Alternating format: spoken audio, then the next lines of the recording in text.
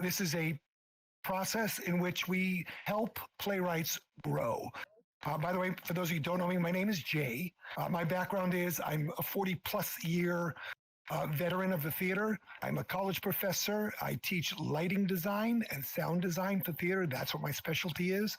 But I am in love with plays and the words that come out of playwrights' work. So this is an idea that I thought about a year ago, and I said, we should just do play readings. So welcome and thank you for coming. So I will invite Mandy out to introduce the first play. This first play is by a playwright. They are not in attendance. It's called Finished Business, a 10-minute play. And what was the playwright's name again, Jay? It is, just so it gets recorded, Keche Arrington, who was a student at the university when she wrote this play. Okay. Characters. Amanda, female, human, 18 years. Daniel, male, ghost, 17 years. Emma, female, ghost with no physical form, voiced by Amanda, 168 years old. Setting, Amanda's bedroom. Time, present day, prom night. Lights up. Amanda sits on the floor in a prom dress in front of a pentagram. She has makeup, straightening iron, a phone, chalk, and a Ouija board. She uses the chalk to draw symbols on the ground. Amanda loses control of her hand. Her finger points to no on the Ouija board.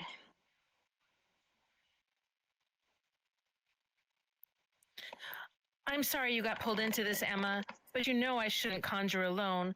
Aren't you tired of men screwing over everyone else? Amanda's hand moves to say yes. I have to end this tonight, once and for all. Amanda waves her hands above the crystal ball. Daniel, I call upon you. Please, won't you come to me? Daniel, I call upon you. Please, won't you come to me? Daniel, I call upon you. Please, won't you come to me? Daniel, fucking cross over already. Daniel emerges from the pentagram. He is dressed in a shapeless, bowling-inspired shirt, overalls, and a backwards baseball hat. Bangin', Amanda, baby. Can't get enough of me, huh? I've been researching. The internet is a lot different now. You can find anything online. I knew you had a soft spot for Danny boy.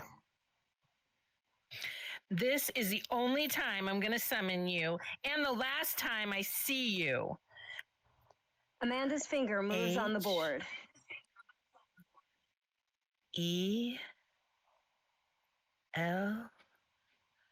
Hello? Oh, snap. Emma, why are you here? Amanda's finger moves on the board. S. U. P. Support. Why are you all dressed up, prom queen? Amanda's finger moves on the board. C. H. E. Cheap. There's no need to shit all over my prom dress. My bad. So you're just calling upon the spirits before your big night? Hard to believe someone that spends all their time talking to ghosts doesn't have any real friends. I have friends. Amanda's finger moves on the board. L. O. L. A doorbell rings. See, there's Ryan to take me to prom. Sweet. So he's your special friend? He's not. God, he's just a boy that I'm seeing. We're not even going out yet or at all. Right now isn't about Ryan. It's about you, Daniel. Amanda and Ryan sitting in a tree. A doorbell rings. Amanda's finger moves across the board. K I S S I N G. Shut up, Emma. I don't get to choose which spirits talk to me through the board, but I will send you back in a heartbeat. Oh, come on. I thought I was the only man in your life. Never insinuate you and me together in that context again. So you're going to go full on the craft and use some spells on me? This website says once you've completed your unfinished business, I'm going to exercise the fuck out of you. This again? Good luck, babe. Danny boy is here to stay. Amanda's finger moves on the board. S M A C K. You're going to smack me? You can't even touch me. SMACK. It's an acronym for steps on how to complete an exorcism. S, spiritual preparation. M, mental preparation. A, and. C, command the ghosts to leave. K, kick them down to hell where they belong. Amanda's finger moves on the board. L, M, A, O, T, H, I. This isn't going to solve anything. Shut up, Emma. What do you know? Her finger moves. I'm the restless spirit of a witch. I think I know a little bit more than you about wanting revenge. Whatever. Amanda picks up her phone. Step 1, spiritual prep. How can you keep the spirit from returning, and how do you heal your spirit? There's nothing you can say to make me go away. First off, you can go fuck yourself. Secondly, don't act like you're all high and mighty because you've been haunting me all of high school. Great job. You managed to annoy a teenage girl. Newsflash. When you're an angsty teenager, everything is annoying. You're not special. I know bedtime stories scarier than you. Third, you're disgusting. Women have really stepped it up in the 18 years you've been dead. Your attempts to make passes at me are shitty and borderline sexual harassment. Quit bugging. Step 2, mental prep. What thoughts are clogging your thoughts? What's holding you back from clarity? Doorbell rings. Do you remember prom night? Fine. I'll entertain your game. No, duh. I remember prom. I was going out with Natasha Fimp. She was bugging out with all this, acting all moody and going postal. Even getting kind of fat, too. Not like the fat, PH fat, but fat. She just wasn't fun anymore. She wouldn't even drink any of the spiked punch I made. So I decided to ditch her and get crunk with all my buddies instead. We found a swinging party to crash. The whole night was all that and a bag of chips. It's probably the greatest day in my life.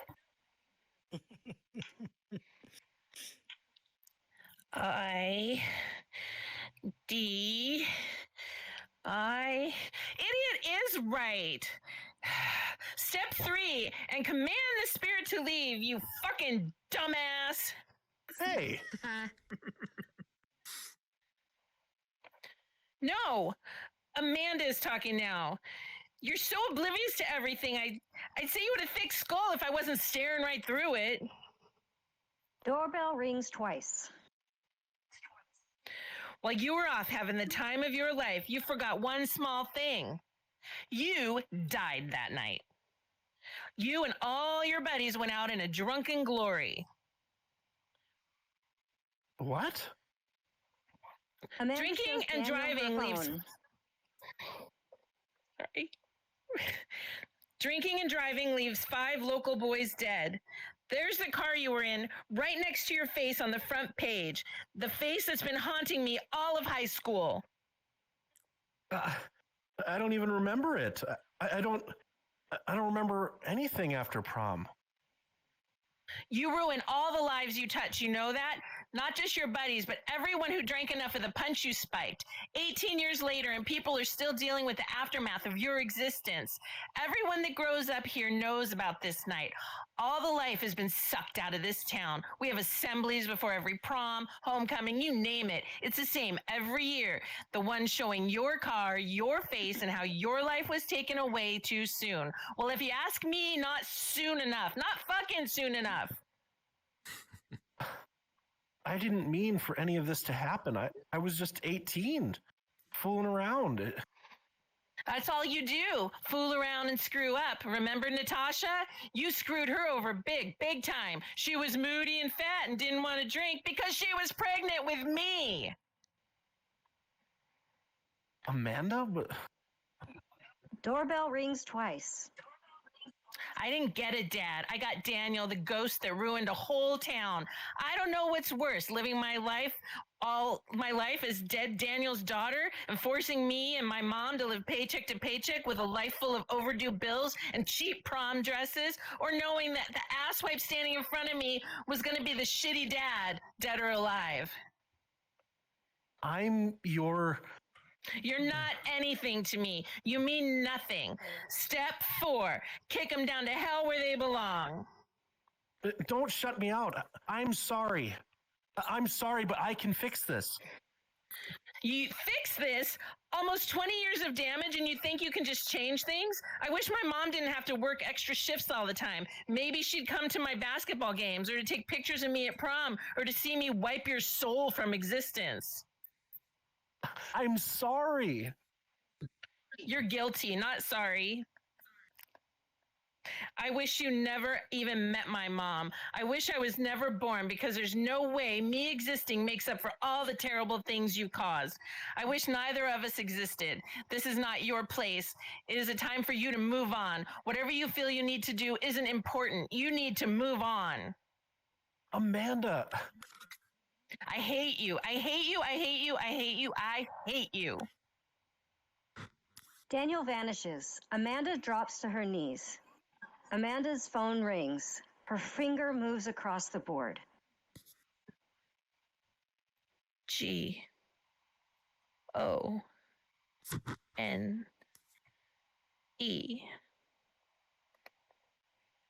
Amanda answers the phone.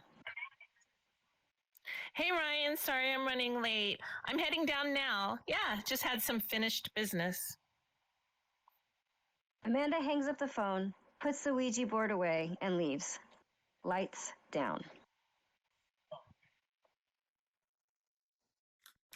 Nice. Thank you. Thank you very much. We're going to get the next script. We'll be right back.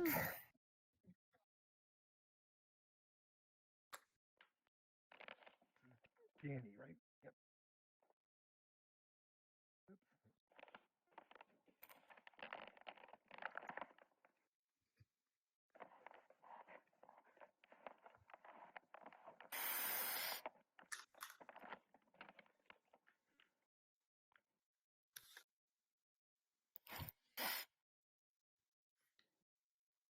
Our actress is getting changed into our next outfit. It takes a while. What? Now I had to clean my lenses. The Couldn't lenses. see on my headset. Cool. Ladies and Danny, do you want to introduce yourself, Daniel, before you start? Sure. Yeah, I'll do a quick intro. Hi, everyone. I'm Daniel.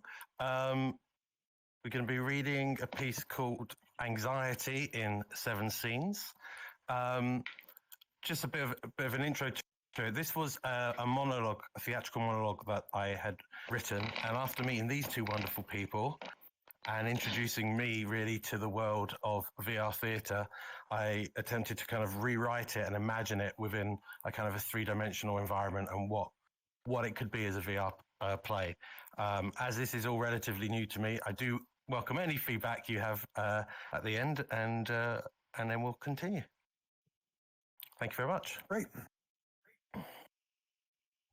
Anxiety in 7 Scenes, a VR play by Daniel Noy, written in November 2022. A short VR play is split into scenes by location, but should flow as a continuous piece. The set is in the round, with the audience at the center.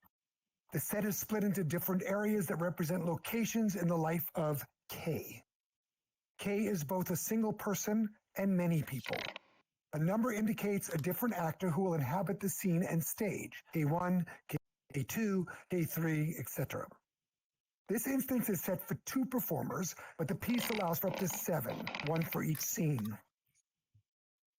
I will discuss the locations as we go through the play. Scene 1, front door. The sound effects, the sound of nature, the wind of the trees, and the morning bird's song. Sound effects, a menacing drone follows, drowning out the sound of nature. K1 stands frozen. The air is thick around me. I feel it against my cheeks. A slight pressure, gentle but repressive. I take a step forward and it counters my movement, pushing through an invisible force. 1, 2, 1, and I'm free. The drone subsides and K1 manages to move forward away from the door. Though I'm left feeling uneasy. It's a fleeting sensation, but disconcerting nonetheless. Is this what people mean when they speak of feeling a presence? A supernatural event, perhaps? Perhaps that's it. But the spectral entity has passed, and the day continues, just like any other. K1 walks away. Scene 2, path by a park. As K1 leaves the previous scene, K2 appears in and on the path. Sound effects, the sound of children playing is quickly overtaken when the drone resumes. Another time. A second time. I feel it once again. More pronounced. It pushes against me. It's like swimming against a viscous current. The air is like soup and I am unable to move forward. Just simply forward. The space that surrounds me is conspiring against my body. Is something trying to keep me out or keep me in? On this occasion, there is a sensation inside me as well. I pause to question it. Is it hunger? Is it butterflies? Am I unwell? I search for logic. I question my body. I question my mind, but there is no answer. I dismiss it. I step through the portal and time moves on. Fade to black. The next scene is immediately lit. We briefly hear K1, but don't see them. Yes, time moves forward, but not away, and it comes again to me. Sound effects. The drone ends and gives way to the opening sound of the following scene. Scene 3, a path under a bridge. Sound effects of traffic from the bridge transitions us into the scene. Sound effects of the drone resumes. K1 is now visible under the bridge. Why am I not moving? Under this bridge, I am trapped. I was walking briskly, if I rightly recall, but now I'm firmly stationary, glued to the spot, a spot of no significance, a spot on its way to other spots. But this is the spot that has chosen me. Why can't I move? I am fixed amongst the rush hour pedestrians as they march to success. And why can't I move? I need to move, but this is different. This force is protecting me. I am scared, but I am safe. I want it to take hold of me, but this time it needs bravery to step through. As I push my body, tears are poured from my face. It is a strange pain, Release me, I cry, and it does. Sound effects, the drone ends, and we hear the sound of a busy office. Scene 4, the office. K2 stands by their desk. The room is brightly lit, but as they speak, the light narrows until they are in a single spotlight by the end of the following segment. As the light narrows, the menacing drone intensifies and builds to a crescendo.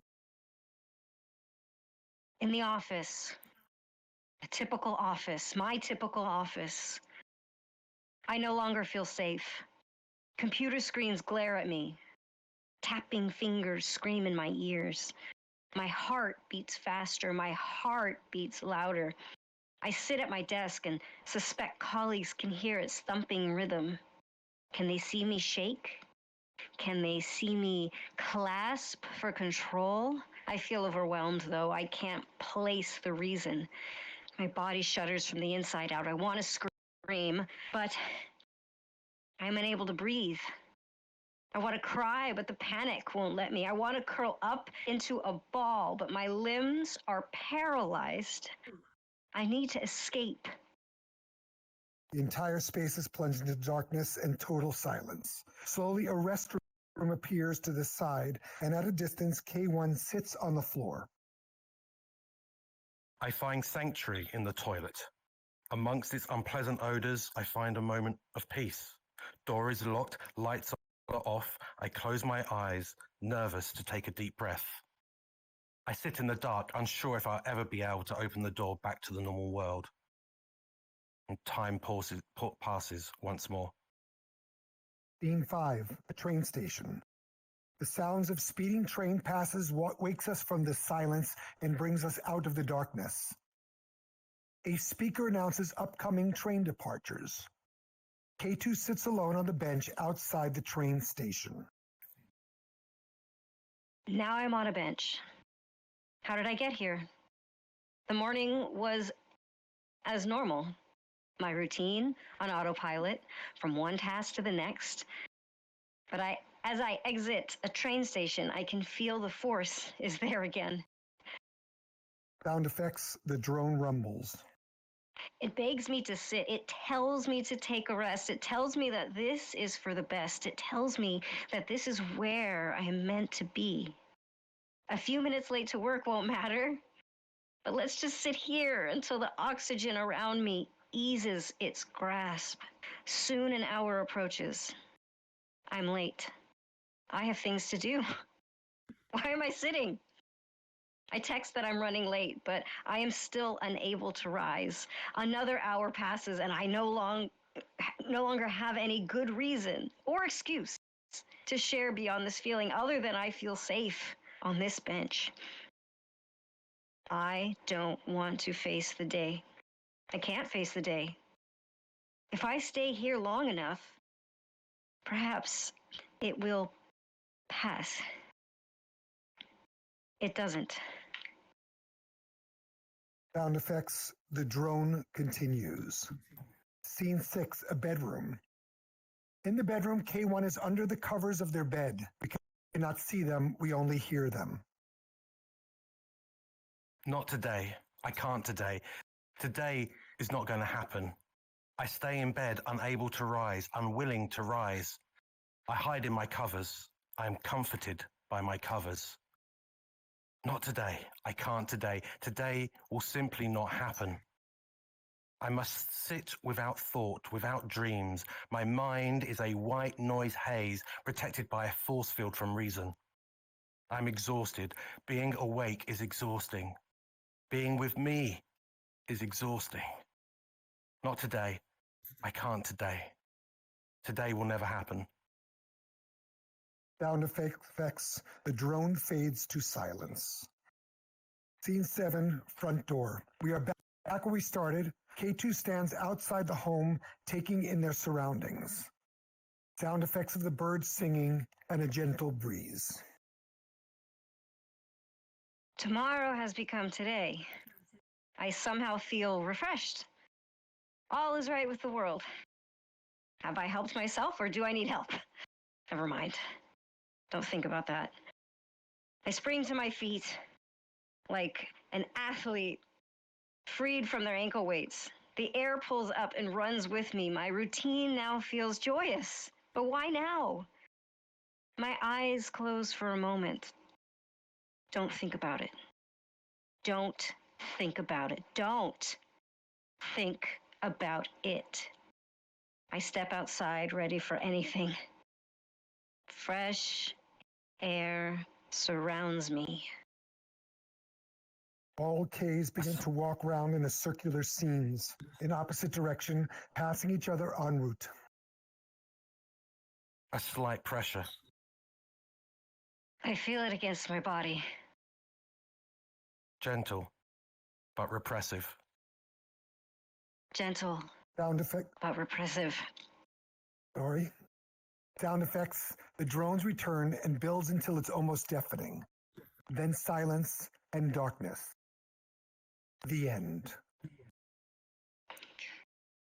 Yay. Thank you. One more. One more! One more. I need a big one, I think. Need a Oh, big I one? can't see. Take the big one. I can't see mine. It's red. Click on the first Okay. page. Click on the first page. It'll open. Gotcha. Yep.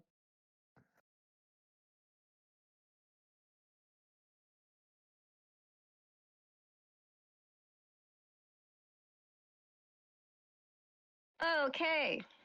I guess I'll introduce myself. Hello, I'm Mandy Canales, and this is a monologue called CheerSpeare.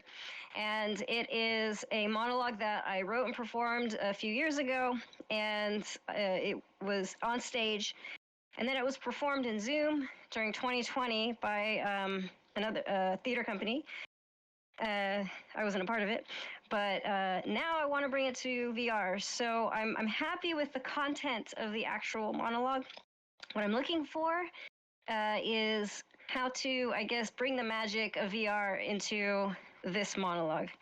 And so if you have any comments on that, I would very much appreciate them.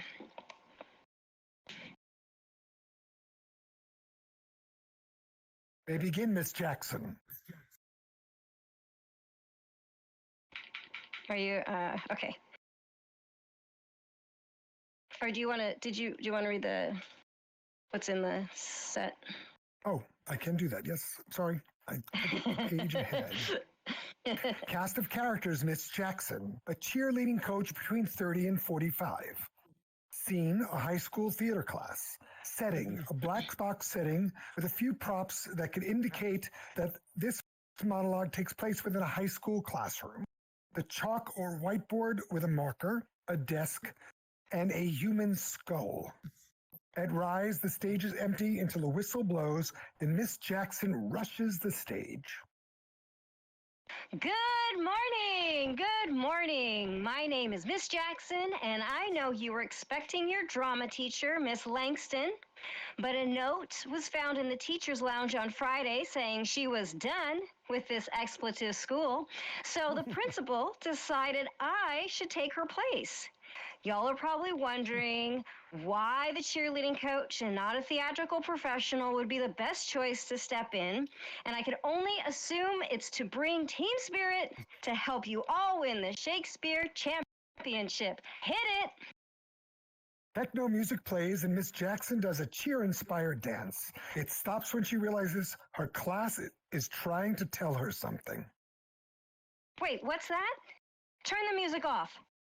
Now say it again. Oh, it's not called a championship. It's just a high school CheerSpeare competition?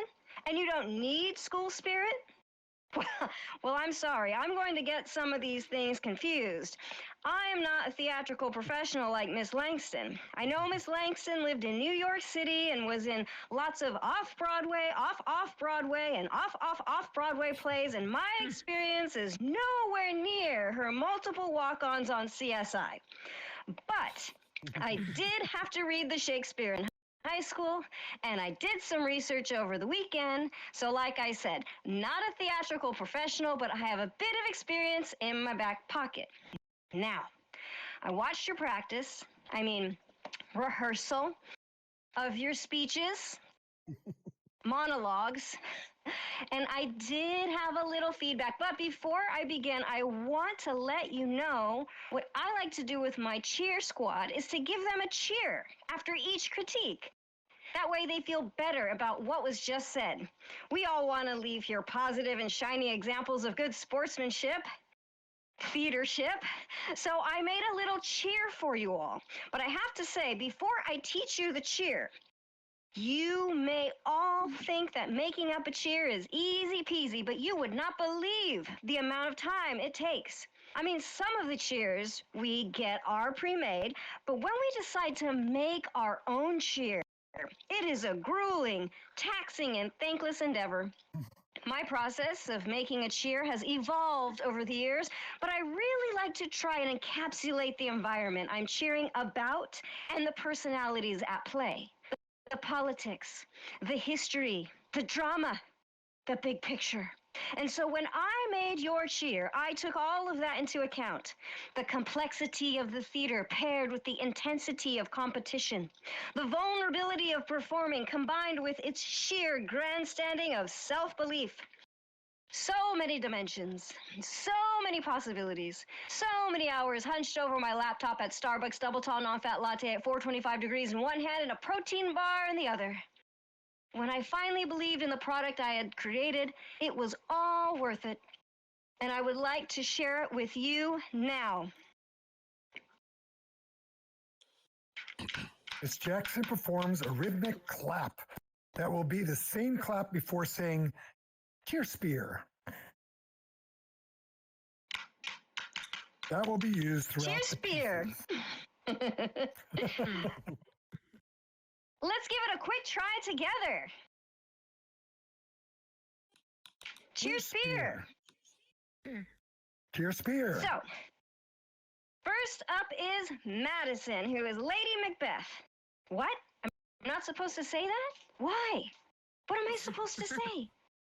The Scottish play? But isn't Shakespeare English? Okay, no, I will not run around the theater 3 times and spit over my shoulder. Thank you very much. So why do you want me to call this play the Scottish play? Oh. The name of the play is cursed? Oh my. People who are performing in the play have cursed the performance because they said the name of the play? People who are performing and people in the audience have cursed the performance because they said the name of the play? People who are performing in the play and people in the audience and people who are casually near the theater in a capacity that's non-theater related have cursed the performance because they said the name of the play? Oh my. Yes, I understand. I apologize. I respect your system of beliefs and stand corrected. From this moment forward, it is the Scottish play, but I am still not going to run around the theater 3 times and spit over my shoulder. So, I call her Lady Scottish Play. Just M? Lady M? Fine.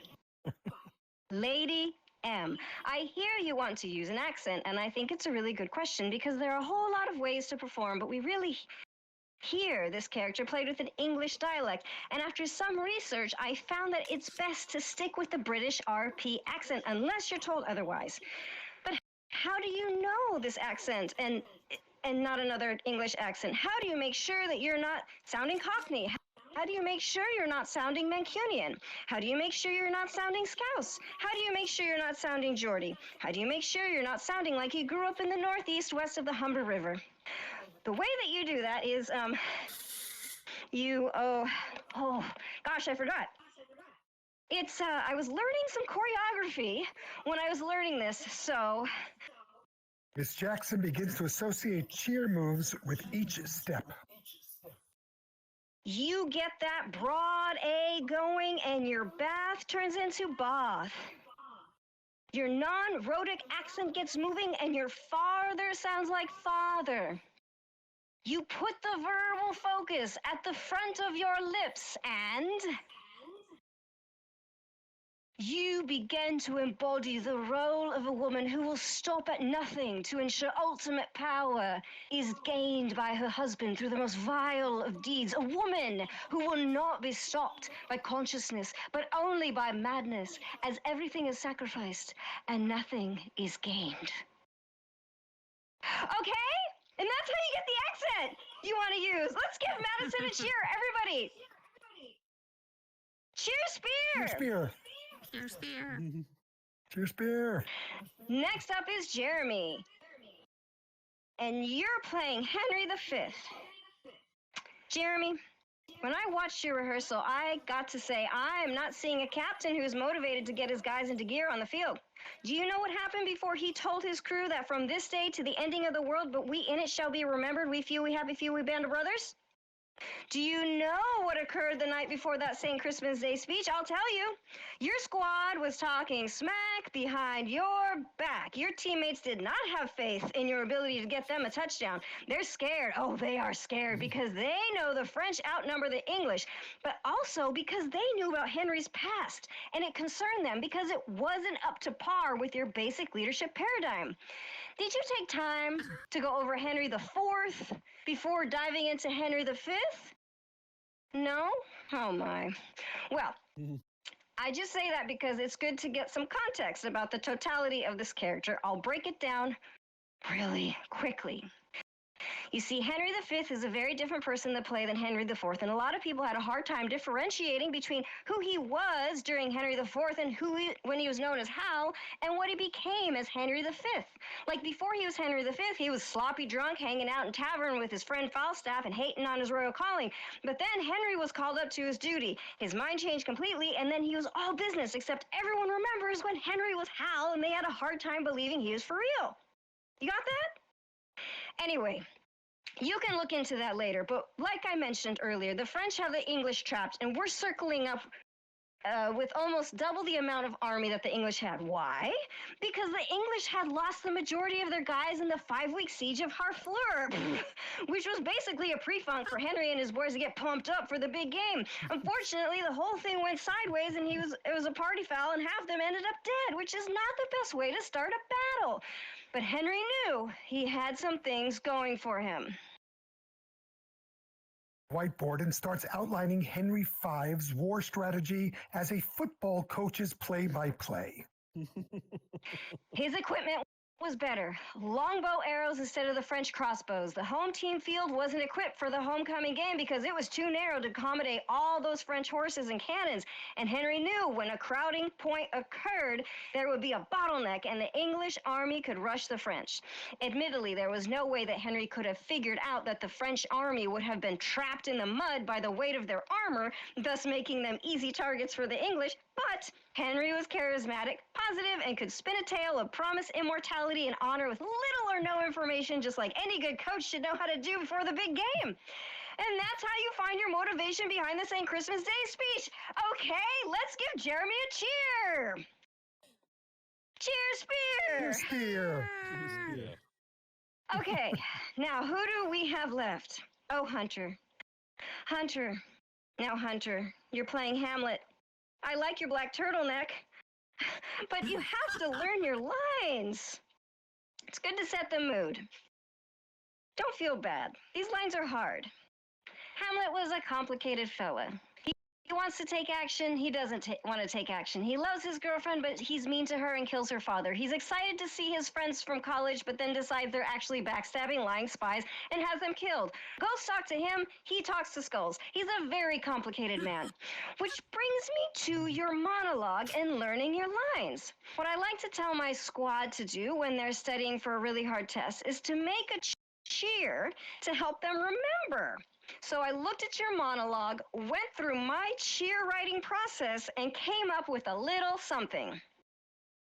Takes the skull off the table and readies herself to cheer. Ready? Okay. Alas, poor Yorick. I knew him or whatever. Funny guy, all the time, made people laugh. His only crime, alas, poor Yorick. I knew him or whatever. Now he's dead. I hold his head. I feel real sick because I kiss these lips. Alas, poor Yorick. I knew him or whatever. Where's your laugh? Where's where's your song? You got nothing to say? Because you're long gone. You're gone. Hey, you're gone. That's right. You're gone. Hey, you're gone. Woo! Okay. Hey, you should try that out to learn your lines. Let's give a cheer for Hunter. CheerSpeare. CheerSpeare. Woo! For the rest of the class, I'll let you be so you can work on your monologue, and I'll let you work on your accent. I'll let you find your motivation, and I'll let you learn your lines. I hope I've helped you a little bit. Like I said, I'm not a theatrical professional, but I still want you to go out there, find your light, rock that iambic pentameter, and kick some Shakespearean ass. Woo! Blackout the end. CheerSpeare. CheerSpeare.